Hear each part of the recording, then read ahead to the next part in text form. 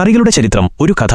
പണ്ട് മനുഷ്യർ ഗുഹകളിൽ താമസിച്ചിരുന്ന കാലം. വിശപ്പടക്കാൻ അവർ കാട്ടിൽ നിന്ന് കിഴങ്ങുകളും പഴങ്ങളും വേട്ടയാടി പിടിച്ച മൃഗങ്ങളെയും കഴിച്ചു. അന്ന് കറികൾ എന്നൊരു സങ്കല്പമുണ്ടായിരുന്നില്ല. വേവിച്ച മാംസവും പച്ചക്കറികളുമൊക്കെയായിരുന്നു അവരുടെ ഭക്ഷണം. കാലം മുന്നോട്ടു പോയപ്പോൾ മനുഷ്യൻ കൃഷി ചെയ്യാനും പാചകം ചെയ്യാനും പഠിച്ചു. അപ്പോഴാണ് രുചിയുടെ പ്രാധാന്യം അവർ തിരിച്ചറിഞ്ഞത്. ഓരോ പ്രദേശത്തും ലഭ്യമായ സുഗന്ധവ്യഞ്ജനങ്ങളും പച്ചമരുന്നുകളും ചേർത്ത് അവർ ഭക്ഷണത്തിന് പുതിയ രുചികൾ നൽകി തുടങ്ങി. ഒരുപക്ഷെ ഒരു ആദിവാസി സ്ത്രീ തന്റെ ഗുഹയുടെ പുറത്ത് തീ കായുന്ന കല്ലുകൾക്കിടയിൽ മാംസം ചുട്ടെടുക്കുമ്പോൾ അതിലേക്ക് ആകസ്മികമായി ഏതാനും കാട്ടുചെടികളുടെ ഇലകൾ വീണുപോയതാകാം ആദ്യത്തെ കറിയുടെ പിറവിക്ക് കാരണമായത്. ആ ഇലകൾ മാംസത്തിന് ഒരു പുതിയ രുചി നൽകിയിരിക്കാം. പിന്നീട് മനുഷ്യർ ലോകത്തിന്റെ വിവിധ ഭാഗങ്ങളിലേക്ക് യാത്ര ചെയ്യാൻ തുടങ്ങിയപ്പോൾ അവർ പുതിയ സുഗന്ധവ്യഞ്ജനങ്ങളും പാചകരീതികളും കണ്ടെത്തി. കിഴക്കൻ രാജ്യങ്ങളിൽ നിന്ന് കുരുമുളകും ഏലവും ഗ്രാമ്പൂവും കറുവപ്പട്ടയും പോലുള്ള സുഗന്ധവ്യഞ്ജനങ്ങൾ യൂറോപ്പിലേക്കെത്തി. ഇത് കറികളുടെ ലോകത്തൊരു വലിയ വിപ്ലവം സൃഷ്ടിച്ചു. ഇന്ത്യൻ ഉപഭൂഖണ്ഡമാണ് കറികളുടെ യഥാർത്ഥ ഈറ്റില്ലം എന്ന് പറയാം. ആയിരക്കണക്കിന് വർഷങ്ങളായി ഇവിടെ വിവിധതരം സുഗന്ധവ്യഞ്ജനങ്ങൾ ഉപയോഗിച്ച് കറികളുണ്ടാക്കുന്നു. ഓരോ പ്രദേശത്തിനും അതിന്റേതായ തനതായ കറികളുണ്ട്. മുഗൾ സാമ്രാജ്യത്തിന്റെ വരവോടെ ബിരിയാണി, കുറുമ പോലുള്ള വിഭവങ്ങൾ പ്രചാരത്തിലായി.